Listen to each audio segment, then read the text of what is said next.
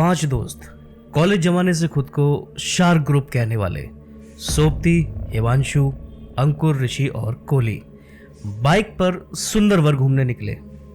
कहते हैं कि दोस्त साथ हो तो रास्ते कितने लंबे हैं पता ही नहीं चलता। 5 दोस्त बड़ी स्पीड में बाइक चलाए जा रहे थे कि तभी एक आवाज़ हुई। सोप्ती की बाइक का टायर पंचर हो गया था। बाकी सब आगे निकल गए। काफ़ी आगे जाकर ऋषि ने पीछे देखा तो सोप्ती कहीं नज़र नहीं आ रहा था। ऋषि ने सबको रोका।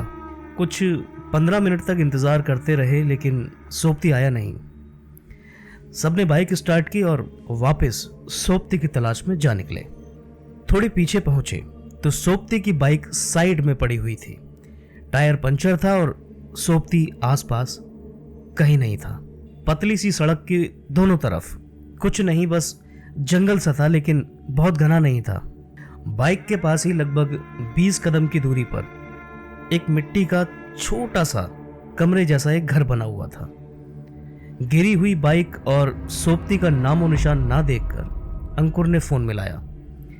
सोप्ती का फोन बजा लेकिन अंकुर को अपने फोन के साथ कहीं सोप्ती का फोन बजता हुआ भी सुनाई दे रहा था। सबने इधर उधर देखना शुरू किया तो आखिरकार हिमांशु को थोड़ा ध्यान लगाने पर सुनाई दिया कि फोन उसी मिट्टी के कमरे के अंदर से बज रहा है। दंदनाते हुए चारों दोस्त उस कमरे के अंदर घुसे तो देखा कि कमरे की जमीन पर सोप्ती आराम से सो रहा था। उसे जगाया तो सोप्ती ने आंखें मलते हुए कहा, अरे मैकेनिक अभी तक नहीं आया। सबकी सांस में सांस आई, जैसे पता नहीं कुछ सोच के घबरा गए थे सब। सोप्ती ने बताया कि बाइक खराब होने पर एक लड़का वहां से गुजर रहा था। उसने यहाँ इंतज़ार करने को कहा और बोला कि वो मैकेनिक को लेकर थोड़ी देर में आ जाएगा। और पता नहीं मेरी आंख कब लग गई। सोप्ती के इतना कहते के साथ ही दरवाजे से एक लड़का अंदर आया और ये वही लड़का था। उसने बाइक ठीक करनी शुरू की और घिरता हुआ अंधेरा देखते हुए कहा, दादा आप लोग जल्दी निकल जाओ, अंधेरा हो गया है, इसके बाद कोई फेरी नहीं मिलेगी आपको। बात भी सही थी। सुंदरवन में अंधेरा घिरने के बाद ऐसी फेरी वगैरह पर जाना मना है, लेकिन जब 5 दोस्त साथ में हो तो फिर क्या टेंशन। हंसकर उड़ा दी उन्होंने उसकी बात और बाइक ठीक होने पर 5 वापस निकल पड़े आगे। अंधेरा घिर चुका था, फेरी जा चुकी थी और जो वहां थी जाने को तैयार नहीं थी। सबने जाने से मना कर दिया था। 5 ने सोचा कि वहीं कैंप किया जाए रात को कि तभी एक आवाज आई, ये सुंदरबन है बाबू लोग, यहाँ सब मिलेगा। चलो मैं छोड़ देता हूँ, बिल्कुल सही जगह जाकर पहुँचाऊंगा। आप वही हैं ना जो पिछली बार आए थे, हिमांशु, कोहली, ऐसा ही कुछ नाम था ना आपका। नज़र घुमा के देखा तो पेड़ के नीचे एक आदमी बैठा बोल रहा था। बीड़ी का धुआं छटा तो उसका चेहरा दिखा। गाल धसे हुए, आंखें भी धसी हुई और चेहरे पर मुस्कुराहट, और बताया कि दूसरे रास्ते से ले जाएगा। 5 ने उस जगह से निकलकर जाना ही बेहतर समझा। बोट पर बाइक वगैरह रखकर 5 बोट के ऊपर चढ़ गए। अंकुर बाइक के सामने बैठा हुआ था। कुछ देर में बोट वाले का हेल्पर वहां आया और अंकुर को देखकर पूछा, आप यहाँ क्या कर रहे हैं? अंकुर कुछ बोलने को उठा और दूसरी तरफ पलटा तो देखा वहां कोई नहीं था। उस आदमी ने अंकुर से फिर पूछा, आप यहाँ क्या कर रहे हैं? इस बार आवाज उसके ठीक पीछे से आ रही थी। अंकुर भागा भागा वहां से निकला। बाहर ही ऋषि से टकराया जो बोट वाले के साथ खड़ा था। ऐसा घबराया देखकर ऋषि ने उससे पूछा, क्या हुआ भाई, तू ठीक तो है? अंकुर ने पूरी बात बताई तो ऋषि ने अंकुर की पॉकेट में हाथ डालकर बोतल निकाली और कहा, तू 24 घंटे पिएगा तो ये सब तेरे ही साथ होगा ना। और इतना कह के वो उसे अपने साथ ले गया बगल वाले कमरे में, जहां बाकी तीनों दोस्त मिलकर मस्ती कर रहे थे। बैठ के सब बातें ही कर रहे थे जब किसी ने दरवाजा खटखटाया तो कोहली ने उठकर दरवाजा खोला। वहां बाहर कोई नहीं था। हो सकता है कोई दिक्कत हो और बोट वाले ने ही दरवाजा खटखटाया हो। ये सोचकर सीढ़ियां चढ़कर ऊपर गया। ऊपर चढ़कर कोहली ने देखा कि बोट पे कोई था ही नहीं और तभी बोट के इंजन की आवाज की तरफ ध्यान गया। इंजन के साथ बोट भी बंद हो चुकी थी। कोहली तुरंत अपने दोस्तों के पास दौड़ा दौड़ा आया और कहा कि पूरी बोट में हमारे अलावा और कोई नहीं है। कोहली का ये बोलना खत्म हुआ ही था कि तभी एक आवाज़ आई। कोहली भागकर बाहर पहुंचा तो देखा बोट वाला आदमी बाथरूम से हाथ पोंछता हुआ बाहर आ रहा था। कोहली ने उससे पूछा, तुम्हारा पार्टनर कहाँ गया, जो अभी नीचे ही था थोड़ी देर पहले? बोट वाले ने हंसते हंसते कहा, पार्टनर? साहब, मेरा कोई पार्टनर नहीं है, मैं अकेला ही हूं और ये बोट मेरी ही है। अब आप लोग आराम से बैठिए, मैं देख के आता हूं क्या गड़बड़ है। कोहली कमरे में वापस अंदर गया और दरवाजे को बंद करके सारे दोस्त मस्ती कर ही रहे थे कि तभी दरवाजे पर नॉक हुआ। दरवाजा खोल के देखा तो वही पार्टनर या हेल्पर जिसके वजूद को कुछ देर पहले बोट वाले ने नकार दिया था, सामने खड़ा मुस्कुरा रहा था और उसने कहा, मशीन में थोड़ा फॉल्ट है, ठीक होने में थोड़ा वक्त लगेगा। पांचों एक साथ बोले कि तुम्हारा मालिक कहाँ है? उस आदमी ने कहा, अरे साहब, क्यों गरीब का मजाक उड़ा रहे हैं? बड़ी मुश्किल से पाई पाई इकट्ठा करके बोट खरीदे हैं। ज़्यादा पैसे होते तो इस बोट पे मैं अकेला क्यों होता, और भी लोग होते ना। उसकी बातें सुन के सबको बेहद गुस्सा आया। उन्होंने उसे पकड़ा और खींच कर ऊपर ले गए और ऊपर जाकर देखा तो सिर्फ यही 6 लोग थे इस बोट पर और कोई नहीं था। सब कुछ देखने के बाद उस आदमी ने कहा, आप सब लोगों ने बहुत पी ली है, आप आराम कीजिए, बोट मैं संभालता हूँ। वापस आने के बाद 3 दोस्त सोप्ती, हिमांशु और अंकुर एक कमरे के अंदर बैठे और बाकी 2 दोस्त दूसरे कमरे में। जहाँ ऋषि और कोहली बैठे थे वहाँ अचानक ही चलते हुए बोट में उसकी खिड़की पर एक आवाज़ हुई। ध्यान से सुना तो ऐसा लगा जैसे कोई पानी में हाथ पैर मारता हुआ खिड़की पर खटखटा रहा हो। ऋषि खिड़की को खोलने जा ही रहा था कि कोहली ने हाथ बढ़ा के उसे रोका और कहा कि मत जा।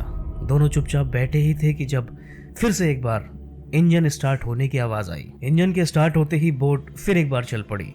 बोट जैसे जैसे आगे बढ़ी, खिड़की से पांचों दोस्तों ने देखा कि सामने छत ही पर खड़ा था वो आदमी जिसे सब उस बोट का मालिक समझ रहे थे। वो हाथ लहराता हुआ वहीं से कह रहा था, जाओ बाबू जाओ, आराम से जाओ, एकदम सही जगह पहुंच जाओगे तुम लोग। थोड़ा आगे जाने के बाद एक सेंचुरी के पास एक पुराना सा गेस्ट हाउस दिखा और वहीं पर बोट रुकी। बोट के उस हेल्पर ने कहा कि रात वहीं बिताएं और सुबह होते ही निकल जाएंगे वहां से। वो हेल्पर वहीं बोट पर ही रहकर उनका इंतजार करेगा। पांचों की थकान और परेशानी में हालत बहुत ज़्यादा खराब थी। उन्होंने 2 कमरे लिए, एक में सोप्ती, हिमांशु और अंकुर रुके थे और एक में ऋषि और कोहली। रात का वक्त था। जंगल के सन्नाटे में रह रह के जानवरों की आवाज़ें बहुत तेज आ रही थीं। किसी तरह सोप्ती, हिमांशु और अंकुर सोए। आंख लगे तकरीबन 1 या 2 घंटे ही हुए थे कि तभी अचानक किसी ने गेट खटखटाया। सोप्ती उठकर दरवाज़ा खोलने गया। दरवाज़ा खोला तो सामने वही आदमी खड़ा था जिसे उन लोगों ने बोट का मालिक समझा था और जो बीच नदी से ही गायब हो गया था। सोप्ती की उसे देखते ही हालत खराब हो गई थी। वो डर के मारे कांप रहा था और तब तक हिमांशु और अंकुर भी जाग चुके थे। उठ के उन्होंने भी दरवाजे पर उसी को देखा तो उस आदमी ने हंसते हुए कहा, कुछ खाएंगे साहब? सोप्ती ने उसे धक्का दिया और तीनों वहां से निकल कर भागे। सामने देखा तो ऋषि और कोहली उन तीनों के नाम पुकारते हुए चिल्लाए जा रहे थे और बोट की तरफ भागते हुए उन्हीं के लिए खड़े थे। तीनों को पीछे आते देखा तो वो दोनों आगे आगे भागे और बोट पर चढ़ गए। सोप्ती, हिमांशु और अंकुर भी भाग कर आए और बोट पर चढ़ गए। बोट का इंजन ऑन किया तो बोट आगे की ओर बढ़ने लगी। तीनों ने राहत की सांस ली और पलट के जब वापस देखा तो तीनों ने जो कुछ भी देखा उस पर यकीन करना मुश्किल था। ऋषि, कोहली और वो आदमी जिसे वो बोट का मालिक समझ रहे थे, तीनों आदमी जमीन के कोने पर खड़े होकर हाथ हिलाकर अलविदा कह रहे थे। तीनों तुरंत इंजन रूम की तरफ भागे, बोट वाले को बोट रोकने के लिए कहने को, लेकिन पहुंचकर देखा तो वहां कोई नहीं था। तीनों वापस बोट के ऊपर आए लेकिन वहां भी कोई नहीं था। इतने में सोप्ती ने कहा कि तुम लोग यहीं रुको, मैं बोट रोकने की कोशिश करता हूँ। सोबती इंजन रूम में चला गया। इंजन रूम में 50 बटन देख के सोबती को कुछ समझ नहीं आ रहा था। तभी बाहर से उसे कुछ जोर की आवाज़ें सुनाई दी। सोबती तुरंत इंजन रूम से बाहर आया। वहां पहुंचकर देखा तो हिमांशु और अंकुर भी अब इस बोट पर नहीं थे। इस बोट पर इस वक्त कोई था तो वो सोबती था, और वो भी बिल्कुल अकेला। अपनी किस्मत को कोस रहा था कि कौन सी मनूस घड़ी में यहाँ दोबारा आने का प्लान बनाया था उसने। बोट की रफ्तार धीरे धीरे बढ़ती जा रही थी। उसने सोचा कि इंजन रूम में जाकर एक बार और कोशिश करता हूँ बोट को रोकने की। वो दौड़कर इंजन रूम में गया। तकरीबन 15-20 मिनट तक कोशिश करता रहा, लेकिन कोई फायदा नहीं हुआ। बोट की रफ्तार बढ़ती ही गई। बोट अगले कुछ ही मिनटों में खाड़ी में पहुंच जाती। अगर इसके पहले कुछ हो सकता था तभी वो बच सकता था।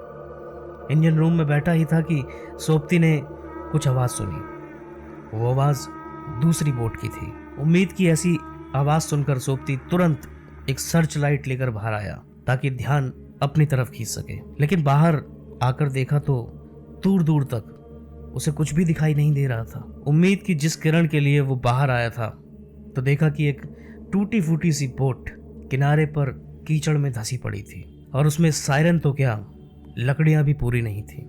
सोबती हताश आंखों और झुके कंधों से उसी ओर देखता रहा जब इंजन रूम का दरवाजा जोर की आवाज के साथ अपने आप बंद हो गया। सोबती तुरंत भागा और जोर जोर से दरवाजे पर मारने लगा। दरवाजे को पीटना बेकार था क्योंकि दरवाजा अंदर से बंद था। इंजन रूम एक दरवाजे को छोड़कर चारों ओर कांच से बना हुआ था।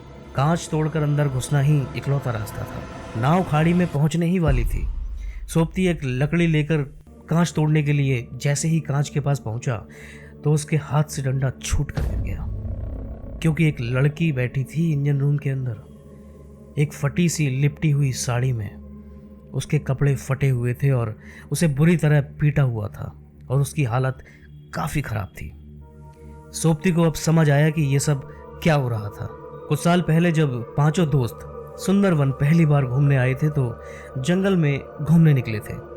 वहाँ एक सुनसान सी जगह पर यही लड़की उन्हें दिखाई दी थी। यहाँ उन्हें कोई नहीं जानता था। दूर दूर तक आसपास कोई नहीं था। आसपास किसी को पता नहीं चलता कि क्या हुआ था वहाँ। इसीलिए उन पांचों ने मिलकर उस लड़की का और उसके हालात का गलत फायदा उठाया। ये बोट उसी के दो भाइयों की थी जिन्होंने दुनिया और उनके तानों से तंग आकर सुसाइड कर लिया था। उस लड़की ने कांच के पीछे से कुछ कहा जो सोबती को बाहर खड़े होकर भी ऐसा सुनाई दिया जैसे उसके कानों में कुछ कहा हो। मुझ पर सबसे पहले नजर तुम्हारी ही पड़ी थी ना? हाँ, तुम्हारी ही वजह से सब हुआ था ना? ये कहकर वो जोर जोर से रोने लगी।